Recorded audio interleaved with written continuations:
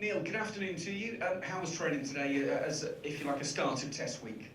Yeah, no, it's good. Everyone's excited. Obviously, this is what we're here for, the Test series, and just around the corner. So yeah, no, boys, everyone's good. Every member of the party really looking forward to it, and training's been good for the last couple of days so far, and obviously another session this afternoon. In the next few minutes, South Africa are actually going to name their 23. That's 48 hours before they actually need to. That's a pretty punchy call, isn't it? Yeah, that's up to them. Obviously, teams do it differently. Some do it on a Thursday, some do it earlier. Look, it's their decision, and that's up to them. Whatever team they're going to pick is going to be very strong anyway. And certainly, as hopefully, like think we're going to be ready. I'm sure they're going to be ready as well for Saturday. So, just gives them boys maybe a little bit of extra prep time if they need it. Coaches always say it's about what we do, not what they do. But surely you'll sit down and look at the squad that South Africa named. What kind of areas do you look at as a coaching group when you sit down?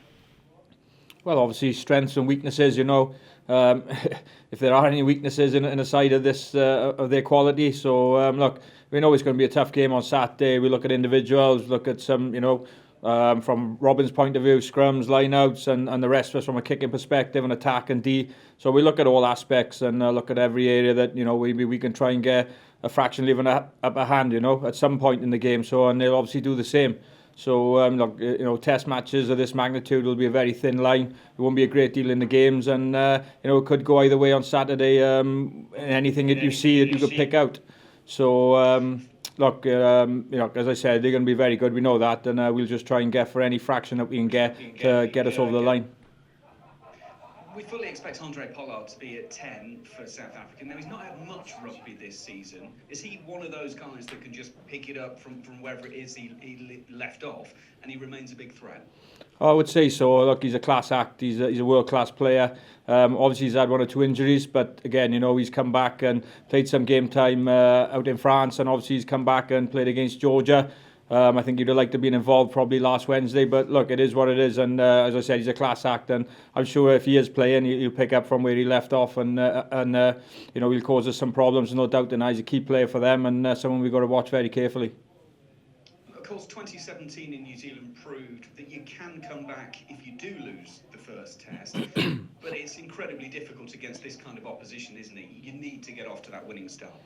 Yeah, in an ideal world, yeah. Obviously, it's a three-test series, so it's not won or lost in the first game. But if you can win that first test, obviously it gives you a lot of impetus and momentum, and obviously you need that in a series of this size. So look, we didn't 4 years ago. We managed to in Australia. So look, it's not the end of the world, but it is important if you can get a good start. Yeah, ideally so, and obviously we're going to do our utmost to try and win this test match on Saturday. There's no doubt in that.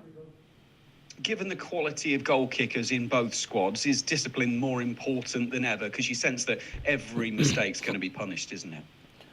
Yeah, I think we've already seen on the tour, there's not too many missed kicks and stuff, and the quality in both camps is world class. So no matter who's actually doing the job, so yeah, this discipline is huge, and you want to play in the right areas, but you want to back your systems as well, and you want to be disciplined, and you don't want to be giving too many penalties away. The scoreboard can get away with from away with 3, 6, 9, 12 even, just through kicks alone. So. There's not going to be an awful lot of space out there, so discipline is going to be key, and obviously trying to play in the right areas is key as well. What's the biggest area for you going into Saturday, Neil, that you think we must do that better than the Springboks if we're to be successful in this series? I think it's across the board, from set piece to the aerial game, your kicking game, playing in the right areas, your D, your attack, taking opportunities when they come, because there ain't going to be many from both sides. So look, you need to be on the money, full stop. I don't think there's one area specifically, but we look at all areas, as do they, and we'd certainly expect a big kicking game. There's no doubt in that from the stuff I look after. So it has been, certainly we played with Wales in the World Cup semi-final. There was 70 odd kicks in that game, so it could be close on Saturday to that amount. I'm not saying it will be, but it certainly could be a big aerial battle from both sides, and you've got to try and come out on top in that area. Anthony Watson's told us that he expects that they will be told the team this afternoon. Can I ask you, therefore, how long was the selection meeting, and how many names got thrown around? Yeah, it was tough. I'm not going to lie. There's some quality in this squad, and the guys who are going to be playing, I think, are going to be very thankful. The guys who are missing out are going to be very unlucky, whichever way you look at it. So, look, it's very tough. It's not easy. Probably, as Gat said, one of the toughest selections that we've had since we've been involved. But that's a positive as far as I'm concerned. Everyone's putting their hand up. Everyone's playing well. And, it's very difficult sometimes to choose someone over another. But, it's just, as Gat said, it's an opinion of a couple of coaches. So, but look, whatever team takes the pitch is going to be a very, very good side. And as I said, I know they're more than looking forward to this Test match on Saturday. Everyone. Thanks, Neil. Thank you. Neil, can I just check, so the players are being told this afternoon, and how will they be told?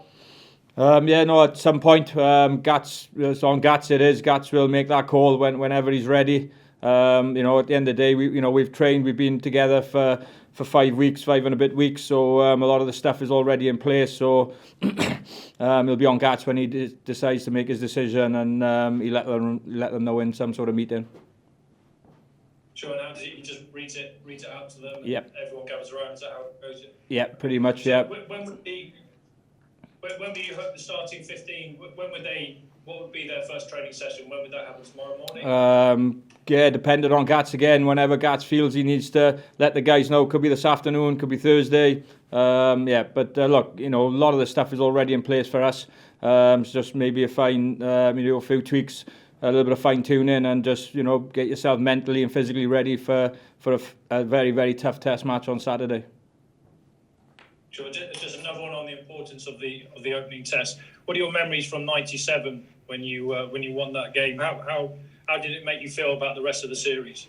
Yeah, well, you're one more victory away from winning the series, or you could be a defeat away from losing the series. So winning. Look, it's huge. I've been involved in a couple of tours, and we've won the first Test, we've lost the first Test also, but it's not the be all and end all. Of course, we want to get off the winning start. There's no doubt in that. But if we don't win Saturday, we've still got another chance a week Saturday, and then hopefully the week after. So as what happened 4 years ago, and same in Australia. Managed to win the first, lost the second, come back in the third. 4 years ago, lost the first, won the second, and drew the third. So there's a lot of rugby to be played yet. Not just the first 80 minutes, but certainly the second and the third Test as well. And it's going to be, I've no doubt it's going to be a very tight and tough series, but winning is, as you said, is huge if we can get off the winning start Saturday. Okay, thanks, Neil. Cheers. Thank you. Hello, Neil. Alex Lowe here. Hi, mate. Can I just check in on the status of Liam Williams, please? Yeah, no, everyone's all good to go. It's only Finn. So he's the only one missing out, but Liam's gone about his protocols and everything, and he's back in training. Trained this morning as normal. So so everyone seems pretty fit and healthy, and obviously ready to go.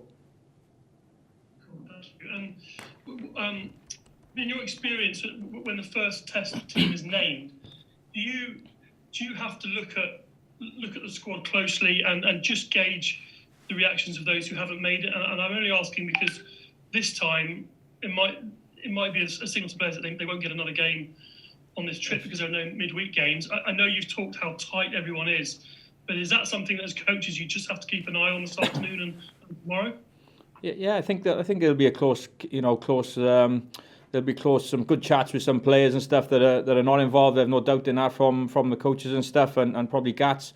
There will be coaches and staff keeping a close eye on people. There's no doubt in that. But look, it's human nature. If you're not involved in a Test team, you're going to be disappointed. It's common sense. But on the same hand, that you're in a squad, you're together in an environment where you've got to pull yourself together quickly, really, and get back on the training pitch quickly and prepare the Test team as good as possible.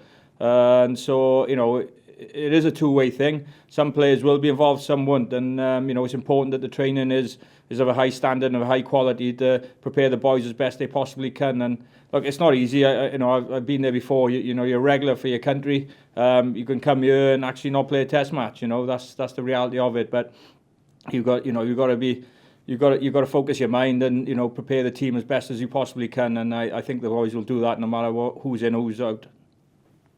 Thank you very much. Thank you. Hey Neil, how's it going? Yeah, good, thank you. How are you? Good, thanks.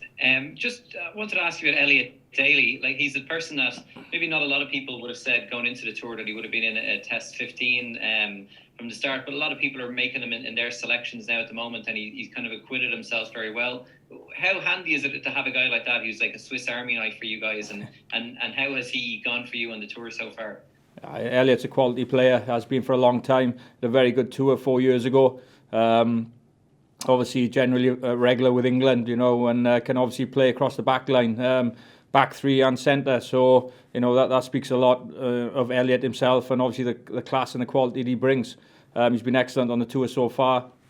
Obviously, from my perspective, he's a very good kicker as well, and a long-range kicker as well, and obviously a good punter, as we said, so, and good in the air. So, look, he brings a lot of good attributes, and as I said, he's a fantastic player all round, and he's had a very good tour so far.